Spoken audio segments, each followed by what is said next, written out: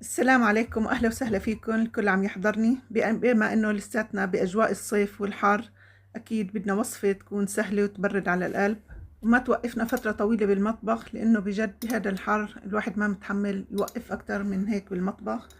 اليوم وصفتنا لحر الصيف غير باردة سهلة لذيذة جدا منعشة، وإن شاء الله رح تحبوها لأنه طعمتها نكهات متداخلة مع بعضها كتير لذيذة. إن شاء الله رح تكون سهلة وتبرد على القلب. خلينا ندخل، وقبل ما ندخل على المقادير أكيد الدعم والاشتراك واللايك هذا اللي بيدعمنا إنه نكمل معكم. خليكن معي لنهاية الفيديو لتشوفوا كامل التفاصيل. يلا نبدأ. بسم الله والصلاة والسلام على رسول الله. هلأ هون بالبداية ممكن تستخدموا أي نوع جيلو بأي لون وأي نكهة. أنا هون استخدمت جيلو الكرز، عملته مسبقا حتى يكون متماسك مثل ما شايفين ما شاء الله ماسك تمام، مع كاسة واحدة من المي السخنة، ما استخدمت مي باردة، أنا بدي إياه يكون تقيل ومتماسك. هون للطبقة الأساسية رح أحط جيلو الفراولة مع كوب من الماء المغلي، ورح أحركهم حتى يدوب حبيبات الجيلو تماما. هون بهاي المرحلة يفضل إنه يكون جيلو فراولة مو مثل المرحلة الأولى. وعندي هون 7 حبات بسكويت، أي نوع بسكويت سادة ممكن تستخدموه، وعلبتين من القشطة أو علبتين من الكريمة السائلة، 200 جرام للعلبة، يعني 400 جرام استخدمت لهاي الوصفة. هون بالبلندر أو بخلاط الكهربائي ممكن نطحنهم ليصيروا ناعمين بهذا الشكل. لازم نوصل لهاي المرحلة.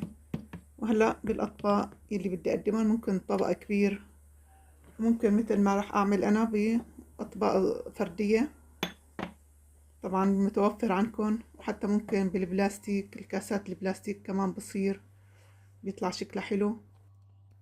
رح ملي الزبادي لفوق وخلي مقدار إصبع فاضي حتى يتحمل الطبقة الثانية أو هذا الجلو اللي رح نزله. شايفين ما شاء الله متماسك الجلو. رح أقطعه مربعات أو مكعبات بهذا الشكل، مكعبات صغيرة طبعا حتى يعطي شكل حلو، وننزلهم وسط الطبقة الأولى. طبعا قبل ما تجمد، هاي مجرد دخلناها على البراد رح تجمد بسرعة. رح ننزل كل مثل ما حكينا. هذا الجلو ممكن تحطوه أي لون بتحبوه، رح يزبط مع طبقة كريمة الجلو. رح دخلهم هلأ بالمعلقة هيك بشكل خفيف.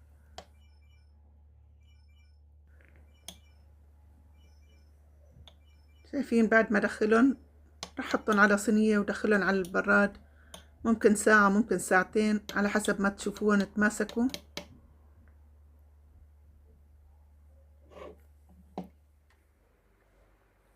وهلا هون بعد ساعتين طلعت من البراد، مش مثل ما شايفين ما شاء الله متماسكين على الاخر تمام.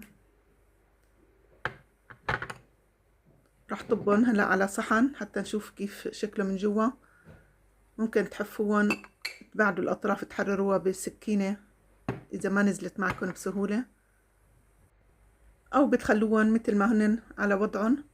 شايفين بهذا الشكل انا قلبتها حتى نشوف كيف منظرها، متماسكة ما شاء الله، والطعم جدا جدا رائع. شايفين شكلها، شايفين ما شاء الله. تحلية خفيفة باردة منعشة بالصيف، وكمان سهلة، ما أخذت معنا 10 دقايق ما أخذت معنا بالتحضير. شايفين شكلها ما شاء الله تحفة فنية. شايفين هاي الكمية بالمقادير نفسها اللي عملتها، عملت معي 4 زبادي من هذا النوع، وعملت زبدية صغيرة. إذا حابين تكتروا الكمية أكيد ممكن تكتروا وتضاعفوا المقادير. هلا خلينا نقسمها من جوا كيف الألوان متداخلة.